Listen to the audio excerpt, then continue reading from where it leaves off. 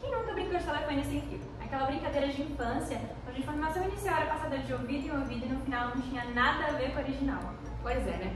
O mundo que vivemos hoje em dia é um verdadeiro telefone sem fio.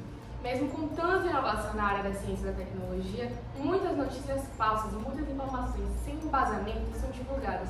E é exatamente isso que a gente vai discutir aqui hoje, juntamente com a doutora Beatriz Petilo. Oi, Seja bem-vinda. Obrigada. E o doutor Leandro Paulos. Vai ser um diálogo super leve, super gostoso, para a gente esclarecer algumas dúvidas sobre o impacto das fake news e do negacionismo na área da saúde. E por isso, esse é o meu, o seu, o nosso PodMed! Moving like the speed of sound. Dando início a mais um PodMed, dessa vez a gente vai falar um pouquinho sobre as fake news, sobre o negacionismo científico e como isso impacta na saúde e na medicina. Primeiro eu gostaria de agradecer a doutora Bia e ao doutor Léo por terem topado essa experiência e que ela seja tão gostosa, tão prazerosa quanto é pra gente, pra vocês, né?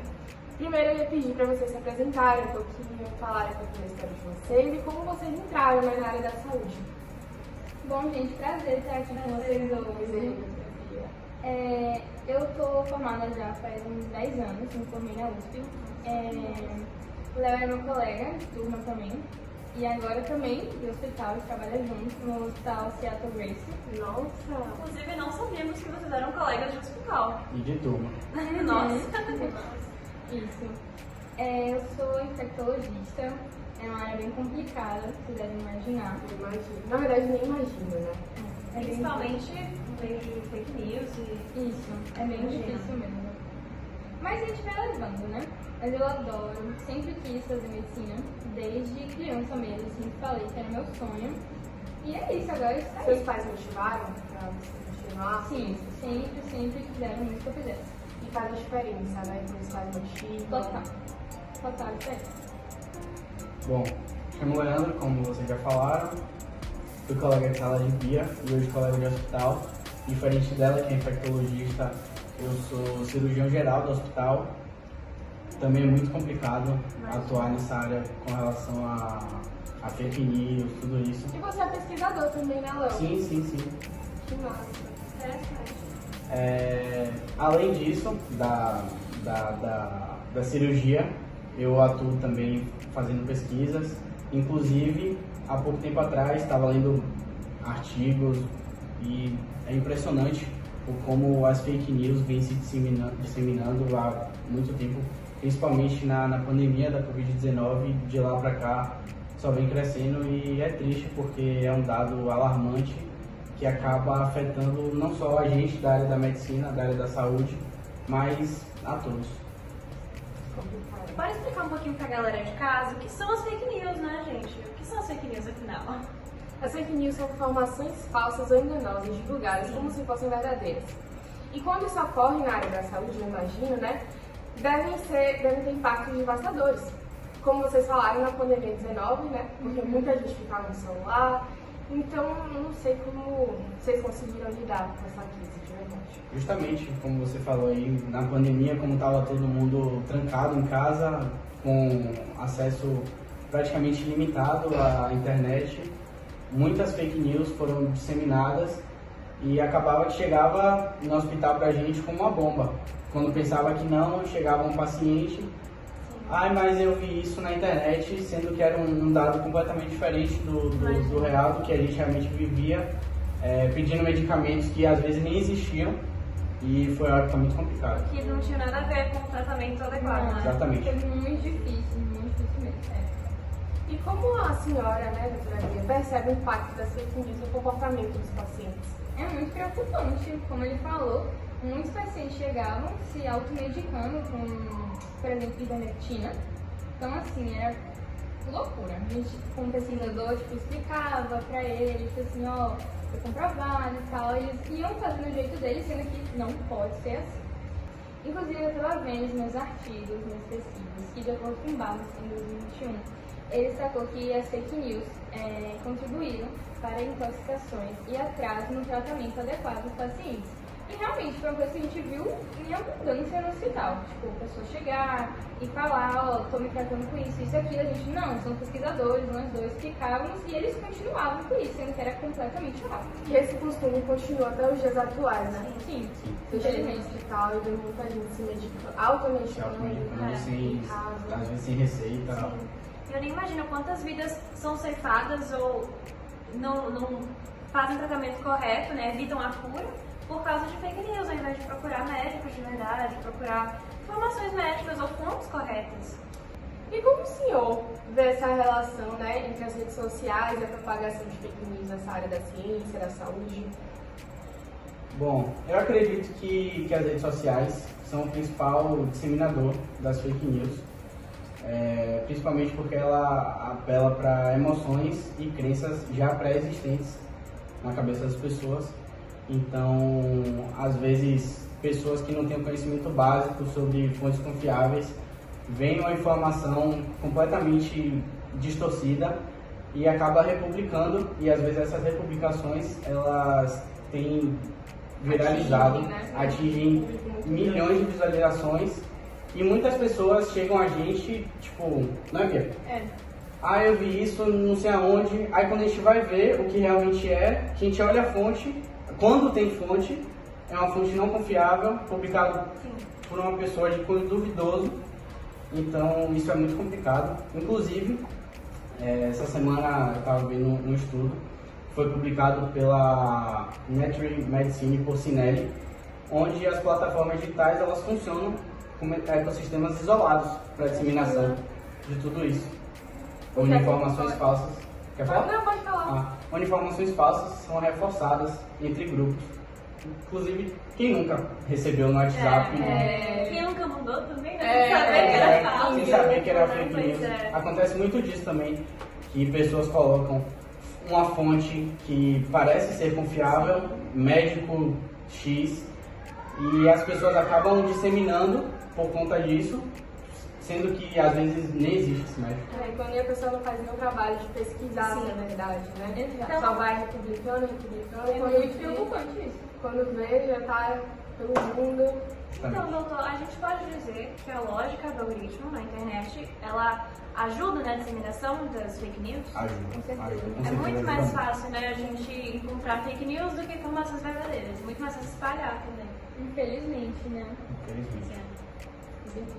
Então, doutora Bia, a pergunta para a senhora: que tipo de riscos concretos à saúde causados pela fake news a senhora pode testemunhar no hospital, nos seus dias de trabalho, principalmente em relação à vacinação? Os riscos e as consequências são, assim, diretas, bem diretas. Tanto nas quedas nas taxas de vacinação, no surto de doenças radicadas e mortes também que poderiam ter sido evitadas, né, eu acho. E nos estudos que eu estava lendo de Zanato, em 2022, ele apontou que um dos boatos mais prejudiciais foi porque as vacinas, elas alteram o DNA humano. Isso é um fato que eu achei, assim, realmente interessante e que é pura verdade, né? E com certeza isso daí ninguém foi atrás para ver se era verdade, começaram a propagar sem nem ver, porque é muito sem base, né? Sem embasamento. Sim. E doutor Léo, eu queria saber quais são os grupos sociais mais vulneráveis, né, a esse tipo de informação, a esse tipo de desinformação, na verdade, que não tem embasamento. Os grupos com menor letramento e idosos, acredito que são os que mais sofrem com A desinformação, né? a desinformação. E quem nunca, o avô chegou, o que é isso aqui? Aí você olha aí encaminha uma mensagem encaminhada com frequência, é uma informação completamente absurda, que é perceptível que é uma fake news, mas que às vezes eles não percebem. E quem tem menor letramento também, que às vezes não consegue identificar. Inclusive eu estava vendo um artigo publicado por Balbino em 2022, que ele destaca que a dificuldade em distinguir fontes confiáveis torna essas populações alvos mais fáceis à desinformação. Eu lembro que era muito difícil para os meus avós se vacinarem, foi uma luta. Foi muito difícil porque via Facebook ou amigos encaminhavam e falavam: olha, tá causando isso, isso e isso, tá matando, a vacina tá matando. Isso Então, é muito complicado. No hospital, principalmente, é o público que mais chega. Os que têm menor letramento e idosos são os que mais chegam com perguntas relacionadas a isso, a coisas que viram na internet e fazem... acreditam 100% naquilo. E aí dificulta até o tratamento, né? Dificulta... Porque para você retirar a crença limitante dessa pessoa em que ela está acreditando naquela fake news que ela viu, para você introduzir o procedimento, o tratamento na cabeça do paciente, fica mais difícil. Requer mais tempo, né? Mais tempo. Muita paciência também. Sim. Inclusive, doutores, vocês acreditam que existe alguma forma de conter a propagação de tantas notícias falsas sem embasamento? Sim.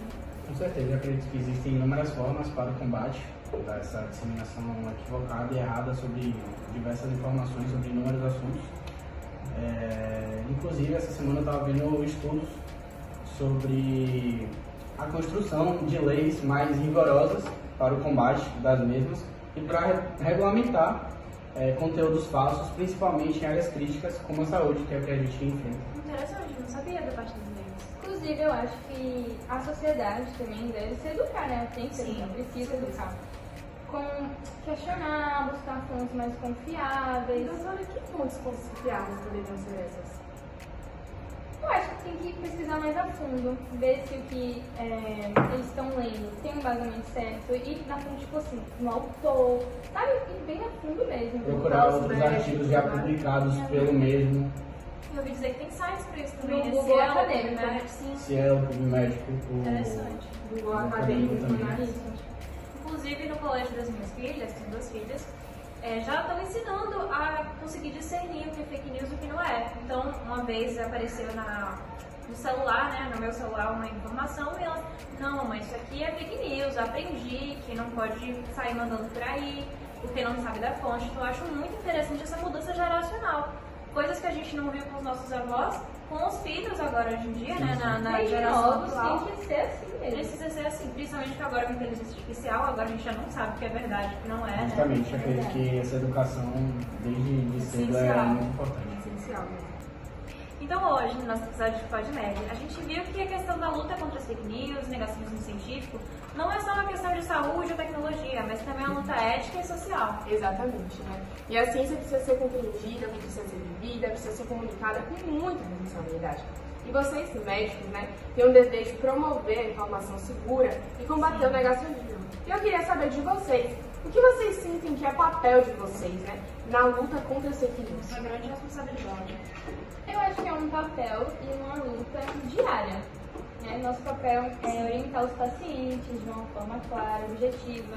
A gente também tem que utilizar uma linguagem mais clara mesmo para eles, né? Porque do jeito que a gente fala, muitas vezes eles não entendem, então é complicado. E eu estava estudando esses dias, vendo os artigos, outros artigos, e eu vi que Mourão falou em 2020 que ele reforça que a atuação ativa dos profissionais na desidentificação das informações é fundamental para poder manter a saúde da população. Gostaríamos de agradecer pela presença de vocês dois, doutores. Foi um podcast, uma discussão enriquecedora, muito importante e necessária nos dias E atuais. foi com um diálogo leve, né? Super gostoso, super fluido, super dinâmico. Eu acho que vocês conseguiram esclarecer muitas dúvidas que a gente tinha, com muitas certeza. E o pessoal de casa também, O que pessoal eles de mandaram casa. algumas perguntas, inclusive. É isso. E eu gostaria de agradecer pela presença de vocês. Já fica o convite para mais, né? Para vocês estarem na área. certeza. Se vocês quiserem, as portas aqui do estúdio estão sempre abertas. Muito obrigado a vocês, ao público pela audiência. Gostaria de agradecer a minha... Tá, continue. Gostaria de agradecer a minha colega de trabalho pela presença. Acredito que tiramos realmente muitas dúvidas que são presentes no dia a dia. Então, muito obrigado. E é isso. Gente, muito obrigada. Adorei estar aqui. Espero que todo mundo aí tenha entendido muito bem. Qualquer coisa, é só entrar em contato com a gente. As meninas vão botar nosso Instagram e tudo. E é isso. Até a próxima. Chat, ó, a galera E você- agradecendo muito, mandando o pessoal muitos tá- recados fofos. tá curtindo E a gente bastante. bateu o recorde de audiência. é verdade. Consegui 50 mil views simultaneamente. São incríveis mesmo, gente. Muito obrigada. Muito obrigado. E vocês aí de casa, muito obrigada por terem acompanhado o podcast. E Esse foi o meu, o seu, o nosso PodMed.